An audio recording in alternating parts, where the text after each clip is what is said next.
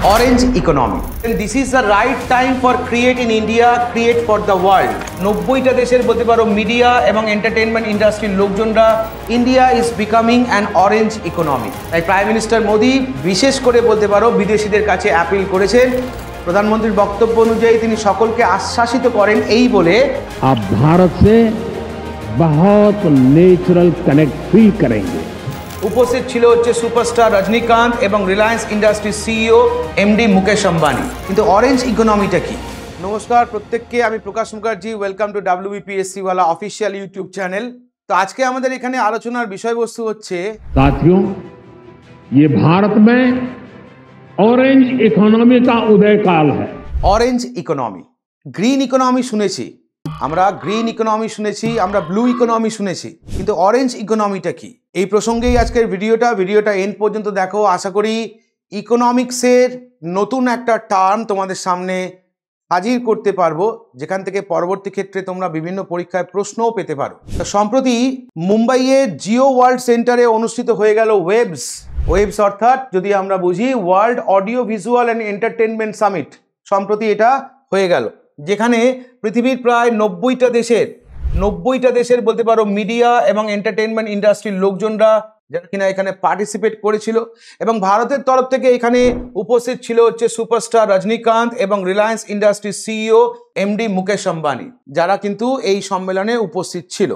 তো এই সম্মেলনেই আমাদের মাননীয় প্রধানমন্ত্রী বক্তব্য রাখতে গিয়ে বলেন কি না, মাননীয় প্রধানমন্ত্রী বক্তব্য রাখতে গিয়ে বলেন, this is the right time for create in India, create for the world. এবং শুধু তাই নয়, তিনি আরও বলেন যে global content will be respected here. সারা বিশ্বের কন্টেন্ট এখানে সম্মানিত হয়। এটাই হচ্ছে সঠিক সময় ভারতে কন্টেন্ট ক্রিয়েট করা। I want to give confidence to everyone from outside that. প্রধানমন্ত্রীর বক্তব্য অনুযায়ী তিনি সকলকে আশ্বাসিত করেন এই বলে, when you came here you will get connected to India very naturally। তোমরা যখন ভারতে আসবে তখন কিনা ভারতকে তোমরা খুব সহজেই বলতে পারো কানেক্ট করতে পারবে, সেই আশ্বাসটা দেন মাননীয় প্রধানমন্ত্রী। ওকে, এবং তার এই বক্তব্যের মধ্যে দিয়ে প্রথম একটা টার্ম উঠে আসে, সেটা হচ্ছে কি না, অরেঞ্জ ইকোনমি, যেখানে তিনি বলেন India is becoming an orange economy.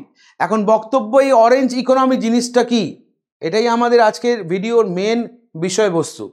তো অরেঞ্জ ইকোনমি বলতে গেলে আমরা বুঝি কাকে না, ক্রিয়েটিভ ইকোনমিকে। এবার এই ক্রিয়েটিভ ইকোনমির মধ্যে যে সমস্ত পার্টগুলো পড়ে, যার মধ্যে রয়েছে cultural industry, creative industry, digital creative sector. তো এটা জানার আগে আমাদের জানতে হবে এই যে টার্মটা বললাম আমি যে ক্রিয়েটিভ ইকোনমি, এই টার্মটা প্রথম যদি দেখি পপুলারাইজিং করেন যিনি, তার নাম কি, নাম হচ্ছে জন হকিন্স, যিনি কিনা বলতে পারো বা যাকে কিনা ক্রেডিট দেওয়া হয় এই টার্মটা অর্থাৎ ক্রিয়েটিভ ইকোনমিক টার্মটা পপুলার করার জন্যে। আর এই যে টার্মটা অরেঞ্জ ইকোনমি, এই অরেঞ্জ ইকোনমি এটা প্রথম কয়েন করেছিলেন যিনি, তার নাম হচ্ছে কলম্বিয়ার প্রাক্তন প্রেসিডেন্ট ইভান ডাক এবং বলতে পারো মিনিস্টার ফিলিপ বুত্রাগো, যারা কিনা এই টার্মটা কি করেছিল না, কয়েন করেছিল। কোন টার্মটা না, অরেঞ্জ ইকোনমি টার্মটা। এবার চলে আসো মূল প্রসঙ্গে, যে অরেঞ্জ ইকোনমি বা ক্রিয়েটিভ ইকোনমি বলতে গেলে আমরা কি বুঝি না, যেখান থেকে বিভিন্ন ধরনের ক্রিয়েটিভিটি সৃষ্টি হয় তাকেই আমরা বলি ক্রিয়েটিভ ইকোনমি। এবং সেটাকে মাথায় রাখবো কি না, এই অরেঞ্জ ইকোনমির 3টে সেগমেন্ট আছে। একটা হচ্ছে কালচারাল ইন্ডাস্ট্রি, যার মধ্যে পড়ছে music, film, theatre, dance, craft, literature, যেখানে আমরা ক্রিয়েটিভিটি দেখতে পাই। ঠিক একই সঙ্গে ক্রিয়েটিভ ইন্ডাস্ট্রির মধ্যে পড়ছে অ্যাডভার্টাইজিং, ফ্যাশন, ডিজাইন এবং আর্কিটেকচার। এবং ডিজিটাল ক্রিয়েটিভ সেক্টরের মধ্যে পড়ছে animation, VFX, gaming, XR, OTT platform, YouTube, podcast এবং ইনফ্লুয়েন্সারদের কন্টেন্ট। তাই প্রাইম মিনিস্টার মোদি বিশেষ করে বলতে পারো বিদেশিদের কাছে অ্যাপিল করেছেন যে তারা ভারতে আসুক, ভারতে তারা কন্টেন্ট তৈরি করুক এবং ভারত সরকার তাদেরকে সব রকমভাবে সাপোর্ট করবে এবং তারা ইন্ডিয়ার সঙ্গে রিলেট করতে পারবে। তো এটাই ছিল আজকের আমাদের টপিক, যে টপিকটা হচ্ছে ক্রিয়েটিভ ইকোনমি। ক্রিয়েটিভ ইকোনমি মানে মাথায় রাখবে কি না, এটা একটা encompass industry that rely on the individual creativity, skill and intellectual property. অর্থাৎ ইন্ডিভিজুয়াল ক্রিয়েটিভিটি, ইন্টেলেকচুয়াল প্রপার্টি এবং তার সঙ্গে হচ্ছে স্কিলকে প্রদর্শন করার জায়গা, যেটাকে বলা হয় কি না আমাদের অরেঞ্জ ইকোনমি বা ক্রিয়েটিভ ইকোনমি। ভিডিওটা কেমন লাগলো অবশ্যই কমেন্ট করে জানাবে এবং তোমাদের মূল্যবান বক্তব্যটা রাখবে। ছোট্ট একটা ইনফরমেশন তোমাদের সঙ্গে শেয়ার করার ছিল, আশা করি জিনিসটা তোমাদের ভালো লেগেছে। থ্যাংক ইউ, সবাই ভালো থেকো।